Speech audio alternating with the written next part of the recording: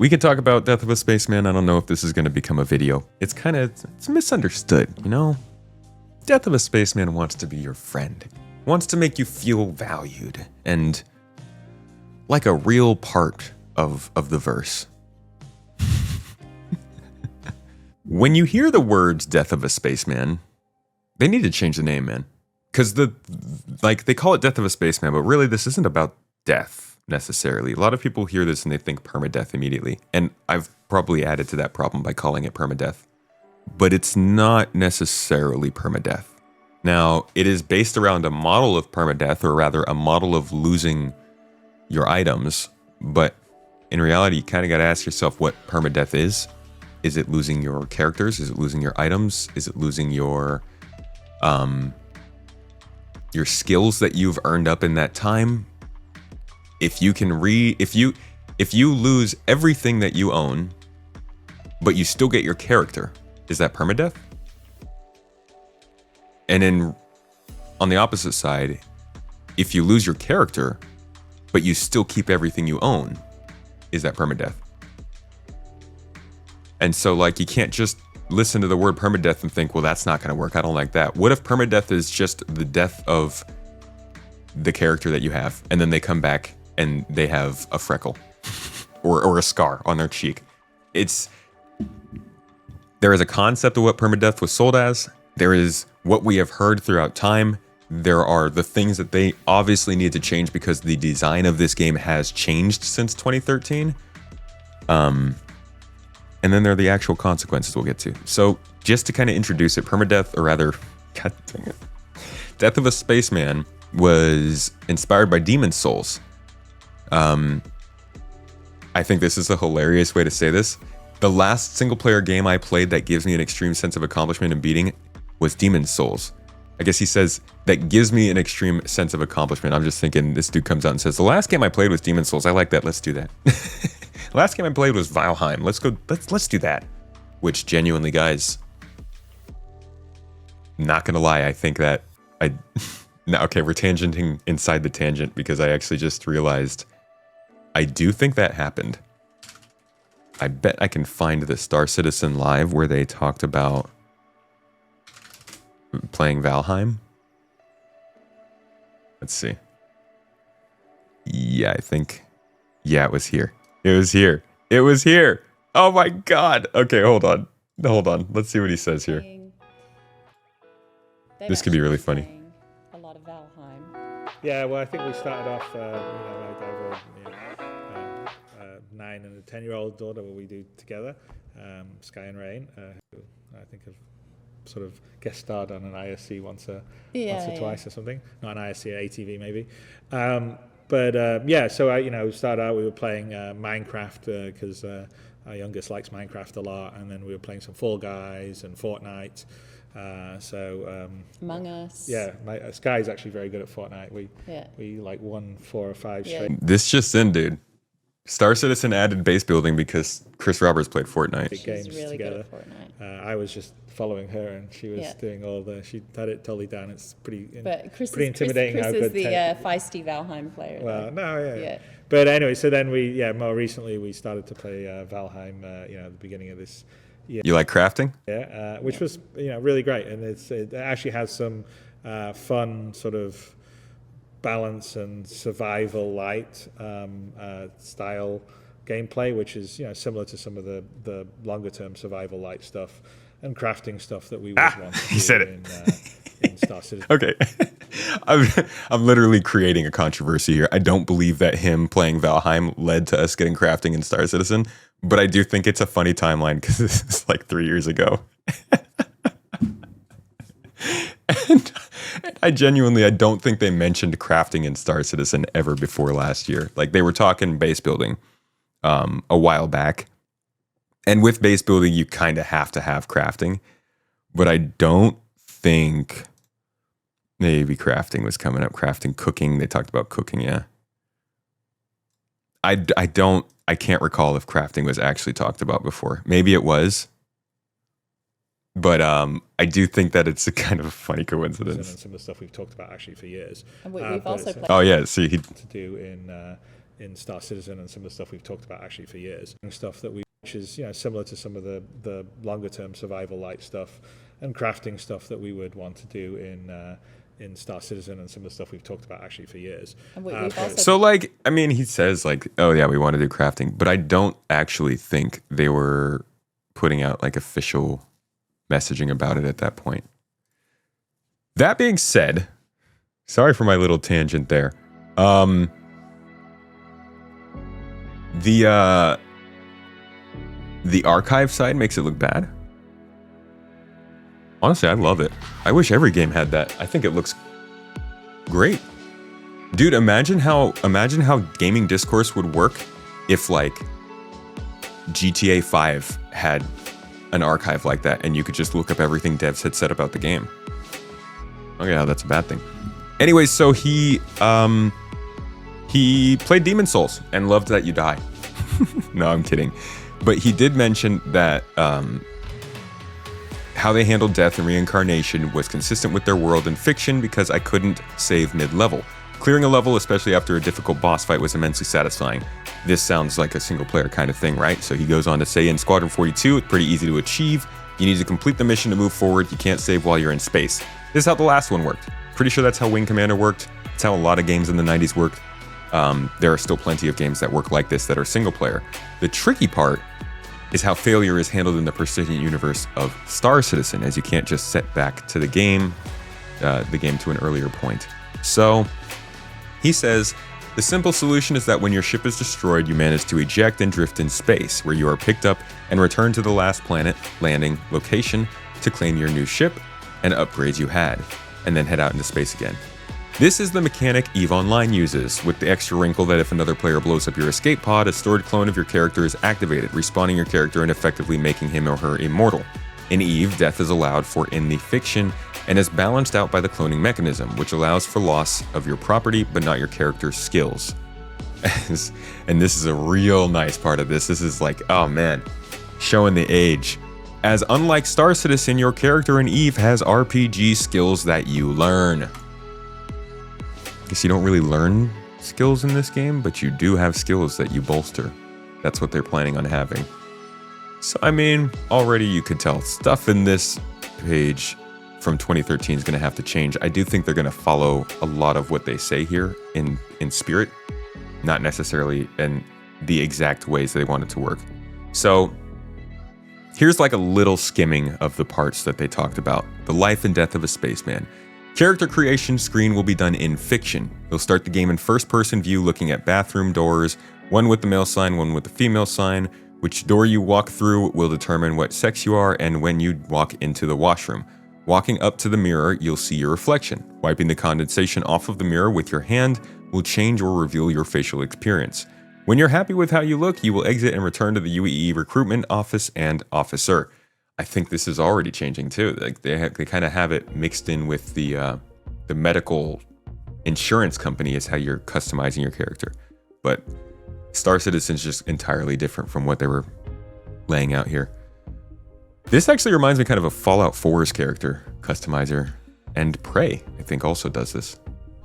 The biggest thing about this is this was the part that bugged people. This is the permadeath part. When you're happy with how you look, you will exit and return to the UEE recruitment office and officer. You will fill in your name on the mobiGlas form and also specify your beneficiary in case you die. We saw Rich Tyrer do this when he was playing Squadron. This could be a family member, son, daughter, uncle, aunt, or someone entirely new. So using this, what they're talking about here, if we jump forward, so I'm going to jump forward to kind of give you the exact middle section of how this works, and then we're going to go back and explain detail. Right here it says, eventually after too many deaths, your character's body will just give out, and instead of waking up in a med bay, you'll be attending the funeral of your fallen character from the eyes of the beneficiary you specified when originally creating your character. So that's why this kind of rubs people the wrong way. And this is the permadeath angle. Once you die too many times, your character's body goes away. I don't know if they're going to stick to that. In fact, I am leaning more on the side of they will not. I think the original idea was that that would be the deterrent to get you from dying. But people, well, yes, think that's stupid. People are much more willing to take money and reputation and skills and other things like that that are gamified. It seems like they prefer having that as a consequence than something like your character themselves being taken away. So I think looking at the way that CIG has been making decisions lately with respawns and other things like that, I'm thinking they're going to take the easier way out of this and let people keep their character through some other method, but take away some of your reputation. You're going to have a big money hit. This will be a huge money sink when it comes to life insurance, and your skills, your character skills. To be quite honest, they might just give us cybernetics. If you die too many times, they start loading you with cybernetics and you have debuffs. Over time, I'm pretty sure we will develop debuffs from going through cycles. So this is where I go back to the other details so that you guys get a little more idea of what actually this all means. I see a character as having the ability to die multiple times. If you look at the lore, which the lore in Star Citizen is a pretty good indicator of where the development is going, the lore that they typed out for this talks about these lives as cycles. So get that into your vernacular. I think we need to get used to the idea of mentioning cycles instead of lives, because talking about lives makes people think they're going to lose their whole life. But these are just like cycles we're going through, right? I know it's complicated for probably no reason, just delivering the message. So they'd go through these cycles, and he says, think of these lives or cycles as an old school arcade game. Science in the future is far more advanced than today. Medicine has the ability to bring people back from what would be considered to dead in today's world. If you lose a dogfight and your ship is going to blow up, you have a few seconds to eject. If you manage to eject safely and someone doesn't blast your ejected avatar, you won't even use a life. You'll end up back at the last planet you docked on with a new ship courtesy of system-wide insurance. A lot of details missing from that statement, but it does give the idea that there will be some kind of automatic retrieval possible in the game, at least back during this model. Again, we don't know how many of these details will stick. You'll have lost your cargo and any upgrades, but insurance and all that kind of stuff. Every death creates wear and tear on your body, depending on where you were hit and how you died. Your character may require a new body part, which can either be cybernetic or organic. Eventually, after too many deaths, your character's body will just give out, and instead of waking up in the medbay, you'll be attending the funeral of your fallen character from the eyes of the beneficiary you specified when originally creating your character. If your old character has done something noteworthy, his headstone might lore. There will still also be opportunities to regain some of these lives or do a reset. These are parts of this that, again, I don't think people pay attention to. This is huge, guys. Because what is there to spend money on in this game, right?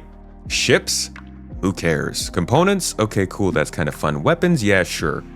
Commodities, base building, all that stuff? Yeah. What if you could buy lives? Or what if you could do missions for a faction like Rayari, and once you get to the final tippy top thing, you actually get access to a facility where you can like turn in resources and get lives back.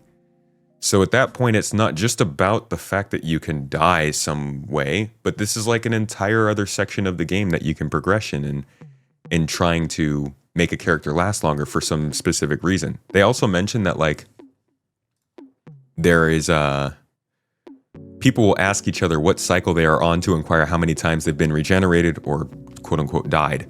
People are sometimes impressed by how long others have gone without needing a regen. Like maybe that actually factors into the game and they can play around with that and make it a little more fun. Let's see. He says this also doesn't just apply to to player characters. For me, it's vital that there are non-playable characters, both unique and can be killed. In a single-player game, no one minds that many other players have completed the same quest and killed the very same monster because the world only revolves around you. But if you take the same quest in an MMO, which is meant to be a shared persistent universe, knowing that the next party will kill the very same boss in the same spot breaks the suspension of disbelief. Most MMOs just accept this as the price you pay, with having many thousands of players all expecting to be a hero. Not Star Citizen, he says. Yeah, okay, that. That's not... That is for sure changed. I just want to be clear. Back when this was being proposed, Star Citizen was just was a series of instances. It was basically going to play the same way that Starfield plays right now. And I think they had I think he was much more grandiose about the idea of how every singular player's experience would go in a much more curated way that you just can't do when it's all open, when it's all travel whenever you want. That just doesn't work, I think, in an open environment like this compared to what they wanted Star Citizen to be. But he does go further here. He does say major NPCs will be unique, and if they are in a place where they can be killed, they will be killed only once. Think of it as a very hard to win achievement that one player or group of players in the game will ever achieve. If you manage to kill the Dread Pirates Roberts, that will be part of your legend, similar to discovering a new jump point or star system. Upon the death of a boss NPC, we won't respawn him or her, but there will be someone that steps in to fill the void, so the same area of space may now be terrorized by the Black Skull. Major NPC bosses will be a unique scalp for a player good enough to beat them, but almost all bosses will have someone waiting in the wings. Yeah, this could work. The best example of this is Shadow of Mordor or Shadow of War, and they copywrote their system. But I remember back when that came out and they were talking about, yeah, it's something kind of like that. This could work for major NPCs. Maybe not mission givers, but your boy at the bottom of the distribution center, like what's the difference between him and somebody else wearing the same armor with a different name? I guess that's not really that hard to do. But this leads us into a discussion about their whole quantum system.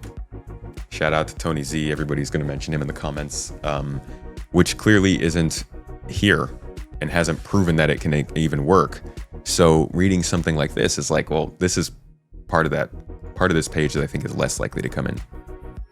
All right, he answers a couple questions here too. What is a death? How many lives will you get? This is probably the most interesting. The exact number of lives will be balanced as development of the game progresses. The intention is to allow multiple deaths before you properly die, so expect to wake up in the medbed at least half a dozen times, if not more. And getting to this point won't be common unless you are participating in a lot of boarding actions or flying in areas where there is no law and order. Please note that it will not ultimately be a single static counter. Taking different risks and dying in different ways will impact your overall survivability at different rates. Remember, the key to Star Citizen is visceral realism, so while the system works that's gonna get some comments. So while this system works this way under the hood, there's not going to be a life counter at the bottom of your screen. And it talks about rage quitting and disconnects. They talk about targeting ejected pilots, which I think is also really important. The idea of dying versus getting downed is going to mess people up when considering this. People think, like you said, stubbing your toe means you're going to lose a life. But most situations in Star Citizen are supposed to be you end up getting downed or disabled. You don't actually lose your character and respawn. So here they say players who target helpless ejective characters in civilized space that don't have an official UEE death bounty on their heads are the scum of the universe and will be treated as such by the authorities and marked for death by other players. So killing somebody is basically a free to kill, which right now is kind of the case in the game, but it's not like you don't get a target put on you. I think the more intense consequences they give for murder, the more people will kind of second guess it, and it will lead to people dying less. Ultimate killer, though, are the bugs and the elevators. So, like, I do think we should maybe get to the point where we're not dying from all the bugs and stuff before we consider this system isn't going to work for the game. How many deaths do you get for forgetting to put on your helmet? Well, see now you're just attacking me personally.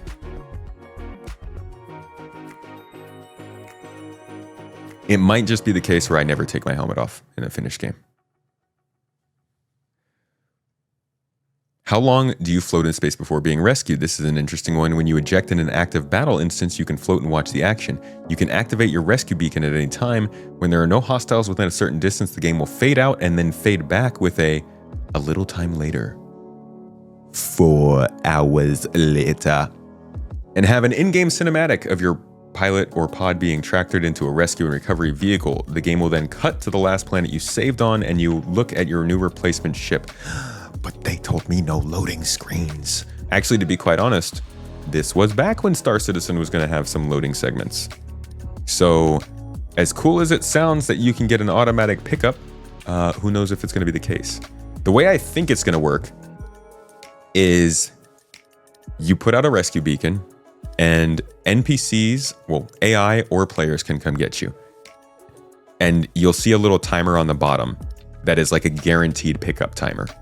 And I think that's going to be, if you reach that timer, then an AI retrieved you, if you're in a place where that can happen, and other players can take you before then.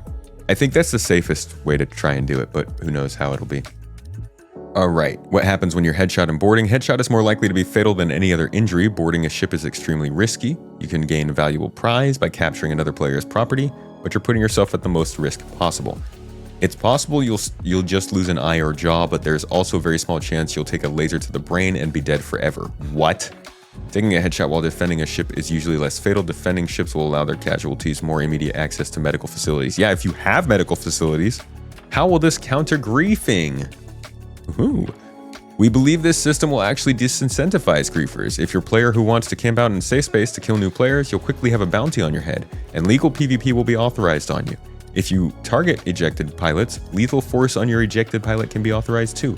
Attempting to grief new players will probably hasten your character's death a lot quicker than the new players you're trying to terrorize. We feel that by giving harsh penalties to people that target ejected pilots, allowing most injuries to be survivable, letting players upgrade for survivability to their specifications will help reduce the incentive to grief. But we're also aware that everything will need to be balanced once the game goes live, so that's our most important promise. We will continue to balance this system so that it works, rather than allowing it to become a tool for players who want to make the game difficult for others. So if this doesn't work out, they'll scale it back. It basically, they're going to handle this the same way they're handling the flight model. They fit it in what they want to do based on the game they want to play and how they want it to work, and then they'll just continue to scale it back as they need to for it to work for the game. How can I reduce my chances of dying? Ship upgrades will include a variety of systems, including improved ejection methods, improved spacesuits and shielding, better power plants, various automated systems. There will also be an upgrade system surrounding your battle damage. If your character loses an eye or an arm, you would likely get a natural replacement rather than a cybernetic-looking implant. You will be able to pursue these in certain markets. Additionally, there may be certain medical procedures or limb and organ replacements that can increase your lifespan, effectively adding a few lives back. I think we've gone into enough detail here, but you kind of get an idea of what they want Death of a Spaceman to be. They want it to be something that makes the game feel risky and makes you think about dying, but they clearly are dedicated to making sure it doesn't just straight up ruin the game or play completely differently than how the game they're currently making is supposed to play. I think that's the most important part. They're going to continue to try and balance the system to actually work for the game itself. I think it's really funny that they complicated that by putting into marketing some dude who's just dying constantly. But this system will exist in the game in some way. It doesn't mean it's going to be permadeath in whatever way you're worried about. I think we should just take a moment to let them cook, let them figure out the design of this and how it fits into the game they're building. And then once they present it at a Star Citizen Live, which they will do before they ever bring it into the game, then we can give some real solid feedback on what they're saying the final design is. And you can guarantee they're going to react to that because that's what they do.